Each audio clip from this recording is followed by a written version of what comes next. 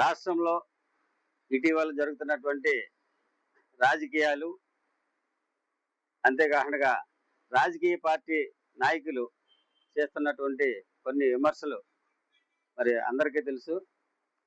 అయితే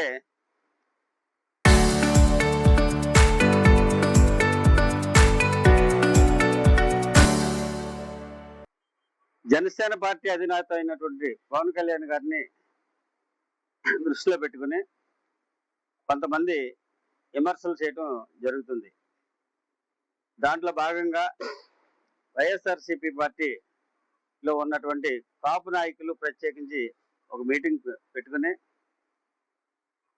మరి ఏదైతే పవన్ కళ్యాణ్ గారు చేస్తున్నటువంటి కార్యక్రమాలని, లేకపోతే ఆయన తీసుకునేటువంటి నిర్ణయాలని విమర్శన రూపంలో చేయడం జరుగుతుంది. అందులో భాగంగా పవన్ కళ్యాణ్ గారు పిఠాపురంలో ఎందుకు పోటీ చేయాలి, వేరే చోట ఎందుకు పోటీ చేయకూడదని విమర్శ చేయడం జరిగింది. మరి అదే జగన్మోహన్ రెడ్డి గారు కడపలోనే ఎందుకు పోటీ చేయాలి, వేరే చోట ఎందుకు చేయకూడదు, దానికి కూడా సద్విమర్శ చేసుకుంటే తెలుస్తుంది. ఏ వ్యక్తి ఎక్కడైనా పోటీ చేయొచ్చు, ఎక్కడైనా తిరగవచ్చు, ఎక్కడైనా మాట్లాడవచ్చు. దానికి నిదర్శనం జాతీయ భావం కలిగినటువంటి వ్యక్తులు అటువంటి నిర్ణయాలు తీసుకుంటారు. అందులో కులం లేదు, మతం లేదు, కులాలను కలుపుకోవటమే ఈ జనసేన పార్టీ యొక్క ముఖ్య ఉద్దేశం. ఏవైతే 7 సిద్ధాంతాలు ఉన్నాయో ఆ సిద్ధాంతాల్లో మొట్టమొదటిది కులాలను కలుపుకునే విధంగా మేము ఉంటామని మా నాయకుడు ఇచ్చినటువంటి మొదటి స్లోగన్. అటువంటి నాయకుని పట్టుకుని ఏదో ఒక కులానికి ఆపాదించి ఆ కులం యొక్క చట్టబంధంలో బంధించాలని చూస్తే అది మీ వల్ల అయ్యే పని కాదు. ఎట్టి పరిస్థితుల్లోనూ మా నాయకుడు ఆ రీతిగా ఉండడని మీకు తెలియజేస్తాను. ఎందుకనంటే మరి మీకు తెలుసు, తెలంగాణలో కాదు, ఆంధ్రాలో కాదు, తమిళనాడు, కర్ణాటక ఎక్కడికి వెళ్ళినా కూడా అన్ని వర్గాలు కూడా మా నాయకుడిని బ్రహ్మరథం పడుతున్నారు. ఆయన జాతీయభావం కలిగినటువంటి వ్యక్తిని కులాన్ని ఆపాదించి ఏదో మీరు ఆ కులానికే చెందినోళ్ళు, ఆ కులం లేకపోతే మీరు ఉండలేరు, లేకపోతే ఆ కులం ఓటు వేయకపోతే మీరు నెగ్గలేరు అని అంటూ కూడా తగదని ఈ సందర్భం మీకు హెచ్చరిస్తున్నాం. అయితే శ్రీకాళహస్తిలో జనసేన కార్యకర్త అయినటువంటి కొట్టే సాయిని మరి కొంతమంది దుండగులు కొడితే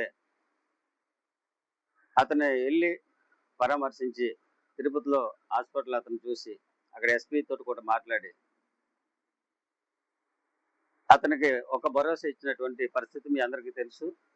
అది ఏంటంటే ఆ కొట్టే సాయిని చూడటం అనేది ఈ రాష్ట్రంలో ఉన్నటువంటి జన సైనికులకి ఇచ్చినటువంటి ఒక భరోసా, ఒక హామీ.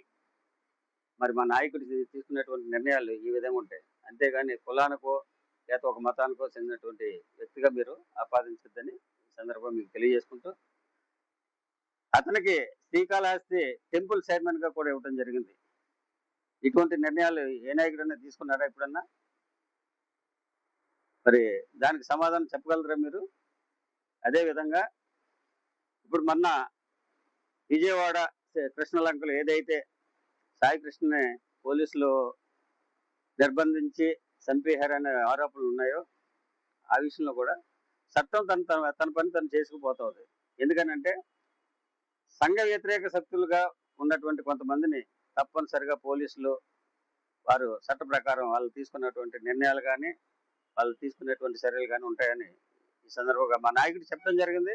అదేవిధంగా మేము కూడా ఇప్పుడు మీకు చెప్తున్నాం. అంతేగాని కాపు కులస్తుడు సాయికృష్ణ అయితే మీరు ఎందుకు సపోర్ట్ చేయలేదు, వేరే వాళ్ళు అయితే మీరు ఇలా గుర్తుపెడతారని అడగటం కూడా అది సమంజసం కాదు. రాజకీయాల్లో మీరు ప్రతి విషయాన్ని కూడా కులానికి ఆపాదించొద్దని ఈ సందర్భం మీకు తెలియజేస్తున్నా.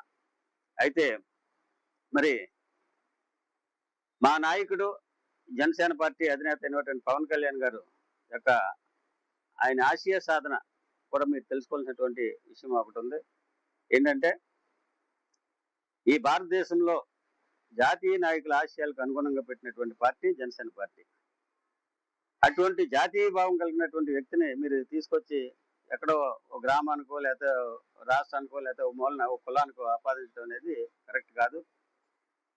మీకు గుర్తు చేయవలసినటువంటి విషయాలు ఏంటంటే, వైఎస్ఆర్సీపీ గవర్నమెంట్ ఉండగా కాపు నేస్తం లేదు.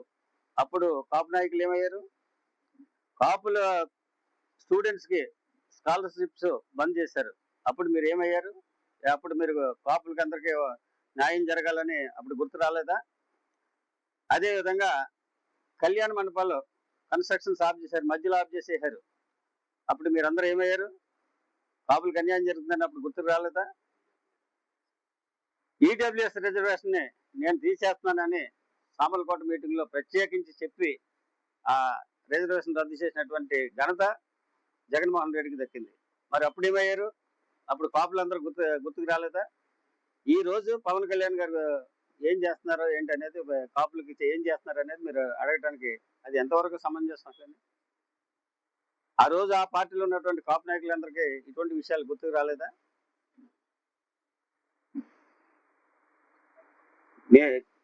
ఈ విషయంలో మీరు మీటింగ్ పెట్టుకునే ముందు ఒకసారి మీ యొక్క లోటుపాట్లు ఏమున్నాయనేది మీరు తెలుసుకుని ఎదుటి వ్యక్తిని మాట్లాడితే మంచిదని సందర్భంగా తెలియజేసుకుంటూ, మరి మా నాయకుడు ఈ దేశానికి స్వాతంత్ర్యం కోసం పోరాడినటువంటి భగత్ సింగ్, సుభాష్ చంద్రబోస్, చంద్రశేఖర్, సిగువీరా లాంటి తెగువ ఉన్నటువంటి వ్యక్తి. అటువంటి నాయకుల్ని స్ఫూర్తిగా తీసుకుని ఈ రాష్ట్రంలో ఈ రాష్ట్ర ఉప ముఖ్యమంత్రిగా తను చేస్తున్నటువంటి పనులు కానీ, నిర్ణయాలు కానీ, ప్రజలకి చేస్తున్నటువంటి సేవ కానీ ఆ రీతిగానే ఉంటుంది. అంచేత ఈ దేశంలో మా నాయకుడికి ఒక ప్రత్యేకత ఉంది. ప్రపంచ దేశాలు ఈ భారతదేశ ప్రధాని కోసం చూస్తుంటే ఈ భారతదేశ ప్రధాని నరేంద్ర మోడీ గారు మా నాయకుడి వైపు చూశారు. అంటే మా నాయకుడిలో ఉన్నటువంటి ఒక ప్రత్యేకత ఏంటనేది మీరు గుర్తెరగాలి. అటువంటి నాయకుడిని పట్టుకొని మీరేదో ఇష్టం వచ్చినట్టు మాట్లాడితే మేము ఊరుకునేది ఉండదు. దానికి తగిన శాస్తి చేస్తాం. అంచేత మీరు ఏదైనా సరే మా నాయకుడిని విమర్శించేటప్పుడు ఒక కులానికో మతానికో ఆపాదించొద్దని ఈ సందర్భంగా మీకు హెచ్చరిక చేస్తూ, మరి అటువంటి జాతీయ భావాలు కలిగి దేశం కోసం ఈ రాష్ట్రం కోసం పోరాడేటువంటి వ్యక్తిని మీరు చిన్న చూపు చూస్తే మాత్రం ఊరుకునేది లేదని ఈ సందర్భంగా హెచ్చరిస్తున్నా. వైఎస్ఆర్సీపీ గవర్నమెంట్ లో ఒక దళితుడిని మర్డర్ చేసి ఎమ్మెల్సీ అనంతబాబు తీసుకొచ్చి డోల్ డెలివరీ చేస్తే సామాజిక న్యాయం చూసారా మీరు? మరి అప్పుడు ఏమైంది అంటే కాపు నాయకులందరూ అప్పుడు అనంతబాబు గుర్తు రాలేదా? ఆయన అరెస్ట్ చేశారు. అప్పుడు తొందరలో బెయిల్ ఇచ్చేసి ఫ్రీగా ఆయన్ని మరలా తిరిగేటట్లు చేశారు. అది కూటమి ప్రభుత్వం వచ్చిన తర్వాత మరలా నేరస్తుల యొక్క చిట్టా తీసి అతన్ని అరెస్ట్ చేసి జైలుకి పంపించవలసిన పరిస్థితి ఏర్పడిందంటే మీ ప్రభుత్వం ఏం చేస్తుంది అంటే కాపుల పట్ల ఎంత శుద్ధితో ఉన్నది, లేకపోతే ఇతర కులస్తుల పట్ల ఎంత చిత్తశుద్ధితో ఉన్నది అనేది మీకు అర్థం చేసుకోవాలి. అటువంటి దుస్సంఘటనలన్నీ మీకు గవర్నమెంట్లో జరిగితే ఇప్పుడు మీరు ఈ ప్రభుత్వాన్ని మా నాయకుడిని విమర్శించడం అనేది తగదని మీకు హెచ్చరిస్తున్నా.